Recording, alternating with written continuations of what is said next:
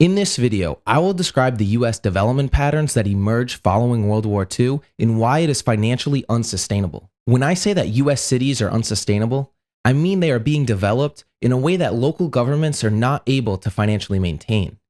Many cities get into financial trouble, and this video explains why the historical and existing development patterns make cities go broke. There are other reasons such as budgetary mismanagement and unfunded pension liabilities, but this video focuses on unsustainable development patterns. Cities weren't always built out like this. In fact, the US development pattern over the past 80 years is a relatively new way of cities growing. Cities were historically developed around natural areas of trade and areas that were abundant in natural resources. They would develop along the coast, along deep water ports, and if inland, around lakes and rivers. As the railroad developed in the late 1800s, cities also developed around train depots. This is especially true in the Midwest. The growth of the city moved slowly outwards and soon upwards, with technological advances in the elevator, in building materials, and with the mechanization of agriculture. In non-major cities and towns throughout the United States, cities grew incrementally along their main streets. These smaller cities grew slowly and placed their areas of major civic importance in their downtown areas, along with their areas of commerce, such as banks and retail stores. These are the classical main streets we attempt to replicate to this day. Even Disney attempts to replicate this main street in its Magic Kingdom theme park. To summarize, pre-World War II, American cities were dense, compact areas centralized around areas of commerce. In 1905, people were not waking up, driving an hour commute into the city for work, and then taking an hour commute on their way home. They didn't drive from one strip mall parking lot to get gas to another strip mall parking lot to get their groceries. Today, cities have grown outwards so much they can't afford to maintain their basic infrastructure needs, such as paying for roads, sidewalks, water, and sewer infrastructure.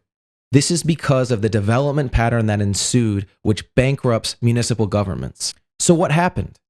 The answer is urban sprawl. Three of the most significant reasons local governments are unable to maintain basic infrastructure are because of zoning and land development regulations, the automobile and accompanying highways, and government subsidizing the single-family home. First, let's discuss zoning. The first zoning ordinance was adopted in New York City in 1916. Zoning regulates land uses and densities. Zoning is adopted and enforced by local governments. It determines what can be built where, how big the building can be built, and where on the parcel the building can be built. As more and more cities adopted zoning, a significant amount of land in a city has been zoned for the purpose of only one use, a single-family home. In fact, in nearly every major US city, 70% of the land area zoned for residential use bans apartments. Because so much land in the United States has been zoned primarily for single-family use on minimum lot sizes ranging from 5,000 square feet and in some communities as large as 2 or 3 acres, housing in the US has been built further and further from access to food, places of employment, and access to commerce. Housing has also been built further and further away from municipal services. Here is how a typical suburb was developed in the United States post-World War II. The owner of a large area of land would subdivide the land into individual parcels. The developer would then sell each of those parcels to an individual family. The developer created each of these parcels at a size consistent with the municipality's regulations. The developer built out the street, the sidewalk, and even the water and sewer systems that accompanied this subdivision. The city now receives new property tax from the new lots and new infrastructure such as roads and sidewalks. So what's the problem? The city accepts this new infrastructure, but it also then obtains the lifelong maintenance liability of the new infrastructure. The new road will likely need to be repaved in 10 years. The water lines will need to be continuously cleaned, and the sewer lines will need to be replaced after their first life cycle. The major issue with urban sprawl is that these subdivisions occur further and further away from municipal services and add more and more infrastructure that the city needs to maintain. It becomes extremely inefficient for local governments to service these new subdivisions by new pavement, concrete sidewalks, water and sewer lines at such low densities. The city also needs to provide services such as education, police, and fire. Unfortunately, a new street containing solely single-family homes won't even cover the cost to repave that road within the next 10 years, never mind providing police, fire, and water services. This is why you see many roads in your community that haven't been repaved in 20 years, or sidewalks that have disintegrated into the ground that haven't been redone since the 1940s Workers' Progress Administration.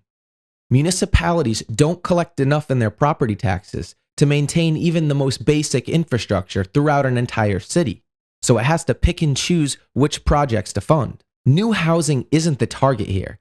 It's the development pattern of mandating low densities, sprawling further and further outward, that leaves cities unable to maintain its infrastructure and go broke in trying to do so. So how did federal housing policy contribute to unsustainable development patterns? In 1917, the federal government created the Own Your Own Home campaign to combat the rise in communism, believing that if more people owned homes, they would be more supportive of capitalism. It is at this point in American history that owning your own single-family home was considered a patriotic duty. Homeownership was difficult before 1933, as banks required a 50% down payment and repayment in full within 7 to 8 years.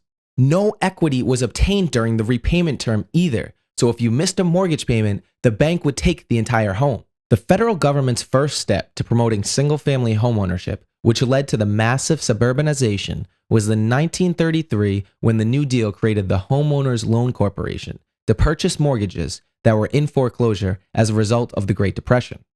The Homeowners Loan Corporation purchased mortgages from banks and reissued them to homeowners at a more generous term, amortized over 15 years. To help the middle class purchase homes, the Federal Housing Administration was created in 1934. This ensured banks' mortgages to middle-class homeowners and allowed them to purchase homes using a 20-year mortgage.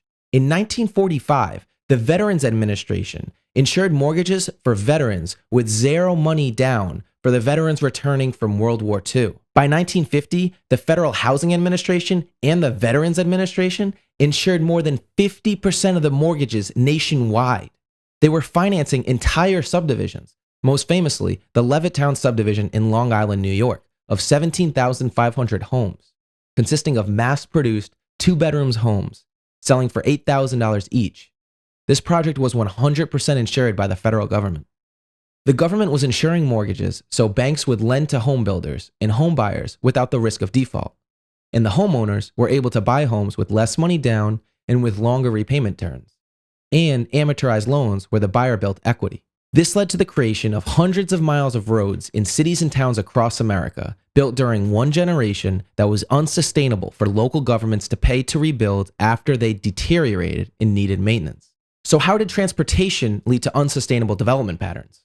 As the rise of the automobile became popular, people started living further and further away from their daily necessities. Businesses also moved to the suburbs to build sprawling industrial campuses on cheap land. This cheap land was now easily accessible by the federal government's subsidization of the interstate highways in the 1950s. Separated land uses also meant that the places we most often go to were not accessible by foot anymore. The hidden cost of this US development pattern that has resulted in more than 70% of the land in cities and towns being used exclusively for only a single-family home is that to get to work, the market, or really anywhere, you have to sit in traffic. This results in significant economic costs of congestion and reduced labor, as well as environmental costs and higher greenhouse gas emissions, all resulting directly from our land use patterns. Zoning that has mandated bigger houses on bigger lots has resulted in increased natural resources consumption, higher energy uses, and the consumption of more building materials. These land use patterns also negatively affect public health, as higher rates of automobile uses also increases rates of obesity and chronic diseases. Cities have been on the hook for repaving the miles of roadways and sidewalks initially installed during the early 20th century in a financially unsustainable manner. To conclude, zoning, federal housing policy, and federal subsidization of the interstate highway has contributed to sprawling land use patterns that have bankrupted municipalities to this day. This initial development pattern provided a wave of wealth to the cities, but has now left them on the hook to continue to repay for this infrastructure after its first, second, and third life cycles, which they are unable to afford. The financial problems cities to this day face are not the result primarily from financial mismanagement, but from unsustainable development patterns of the 20th century. If you like this video, please click the like button and subscribe to this channel for more videos on these topics. If there's a certain urban planning topic that you would like explored further, please leave it in the comment section below. Some books that helped in the making of this video are The Color of Law, A Forgotten History of How Our Government Segregated America by Richard Rothstein, Strong Towns, A Bottom-Up Revolution to Rebuild American Prosperity by Charles Marone, Arbitrary Lines, How Zoning Broke the American City and How to Fix It by Nolan Gray, and Zoned in the USA, The Origins and Implications of American Land Use Regulation by Sonia Hurt. A link to buy each of these books will be in the video description. Thanks for watching. So how did federal housing policy contribute to unsustainable development patterns? No, that's cool. Can you turn this one back on?